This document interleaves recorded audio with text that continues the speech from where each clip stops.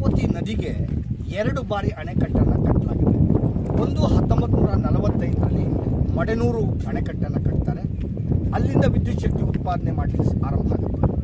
ತುಂಬ ಮುಖ್ಯವಾಗಿ ನೀವು ಗಮನಿಸಬೇಕಾದ್ದು, ವಿದ್ಯುತ್ ಶಕ್ತಿ ಉತ್ಪಾದನೆ ಮಾಡಿರುವಂಥದ್ದು ಕಡಿಮೆ ಆಗುತ್ತೆ ಅನ್ನುವ ಹಿನ್ನೆಲೆಯಲ್ಲಿ ಮತ್ತೆ ಅದನ್ನು ಎತ್ತರಿಸಿ 1965ರಲ್ಲಿ ಲಿಂಗನಮಕ್ಕಿ ಜಲಾಶಯವನ್ನು ಕಟ್ಟಲಾಗುತ್ತೆ.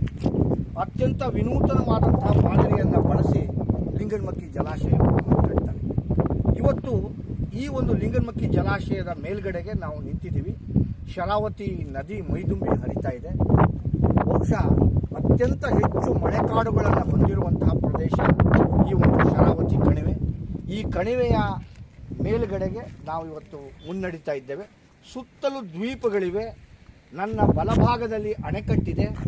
ಇವತ್ತು ಈ ಅಣೆಕಟ್ಟಿನ ಮೇಲೆ ಓಡಾಡುವಾಗ ನಮ್ಮಂತಹ ಮುಳುಗಡೆಯ ಪ್ರದೇಶದಿಂದ ಬಂದಂತಹ ಜನರಿಗೆ ಒಂದು ರೀತಿಯ ರೋಮಾಂಚನವೂ ಆಗುತ್ತೆ ಮತ್ತು ಒಂದು ರೀತಿಯ ದುಃಖವೂ ಆಗುತ್ತೆ. ಯಾಕಂದರೆ ನಮ್ಮೆಲ್ಲ ಬದುಕಿನ ವಿಚಾರಗಳನ್ನು, ನಮ್ಮ ಜೀವನವನ್ನು ತ್ಯಾಗ ಮಾಡಿ ನಾವು ಇಂಥದ್ದೊಂದು ಅಣೆಕಟ್ಟನ್ನು ಕಟ್ಟಿಕೊಡುವುದಕ್ಕೆ ತುಂಬ ದೊಡ್ಡ ಶ್ರಮ ನಮ್ಮ ಮುಳುಗಡೆ ಸಂತ್ರಸ್ತದ್ದು ಇದೆ.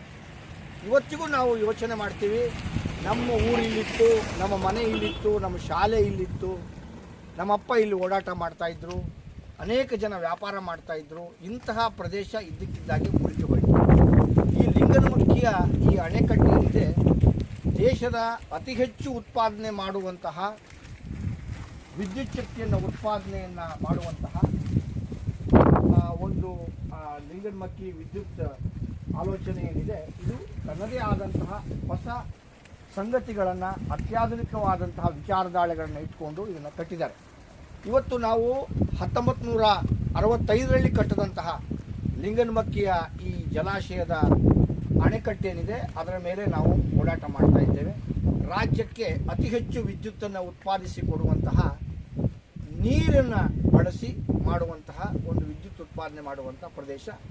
ಇದರ ಸುತ್ತಮುತ್ತಲೂ ಅತ್ಯಂತ ಸುಂದರವಾದಂಥ ಜಾಗವನ್ನು ನೋಡ್ತೇವೆ ಮತ್ತು ವಿಶ್ವವಿಖ್ಯಾತವಾದಂಥ ಜೋಗ ಜಲಪಾತ ಮೈದುಂಬಿ ನಡೀತಾ ಇದೆ.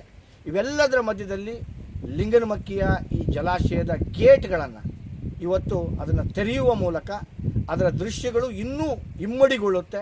ಅತಿ ಹೆಚ್ಚು ನೀರು ಜೋಗ ಜಲಪಾತಕ್ಕೆ ಹರಿದು ಬರುತ್ತೆ. ಇಂತಹ ಒಂದು ಅಪರೂಪದ ಸಂಗತಿಯನ್ನು ನಾವು ಕಣ್ತುಂಬಿಕೊಳ್ತಾ ಇದ್ದೇವೆ.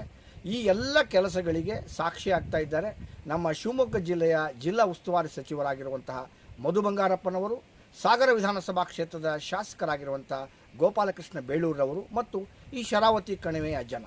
ನಮಸ್ಕಾರ, ನಾನು ನಿಮ್ಮ ದೀಪಕ್, ಶಿವಮೊಗ್ಗ.